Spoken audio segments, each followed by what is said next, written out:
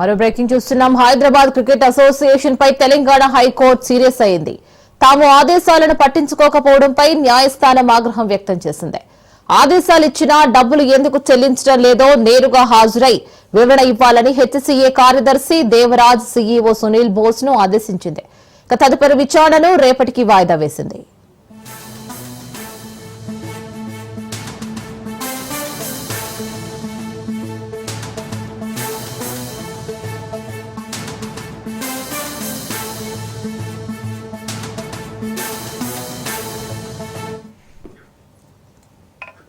మరోవైపు HCA scam లో నిందితులకు మల్కాజ్గిరి కోర్టులో చుక్కెదురైంది. నిందితులు దాఖలు చేసిన బెయిల్ పిటిషన్ ను కోర్టు కొట్టివేసింది.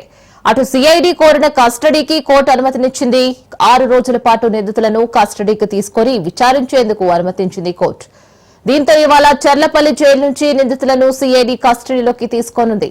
A1 గా జగన్మోహన్ రావు, A3 శ్రీనివాసరావు, A4 గా సునీల్, A5 రాజేంద్ర యాదవ్, A6 కవితలను అదుపులోకి తీసుకోనుంది. అటు A2 దేవరాజు ఇంకా పరారీలో ఉన్నారు.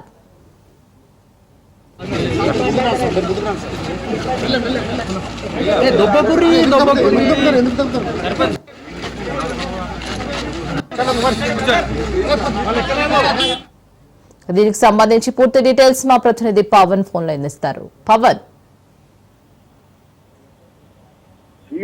సిఐడి కస్టడీకి కోర్టు కూడా అనుమతించిన నేపథ్యంలో 6 రోజుల పాటు కూడా కస్టడీకి సిఐడి పోలీసులు కస్టడీలోకి తీసుకొని విచారించనున్నారు. ముఖ్యంగా చూస్తే హెచ్సీఏ అక్రమాలకు సంబంధించి అధ్యక్షుడు జగన్మోహన్ రావుతో పాటు మరో 4 సంబంధించి కూడా పూర్తిగా కస్టడీలోకి ఇచ్చింది. అయితే ఇందులో చూస్తే మాత్రం ప్రధానంగా ఈ రోజు పెంచలగూడ జైలు నుంచి కూడా వీరిని అదుపులోకి తీసుకుంటారు, కస్టడీలోకి తీసుకుంటారు.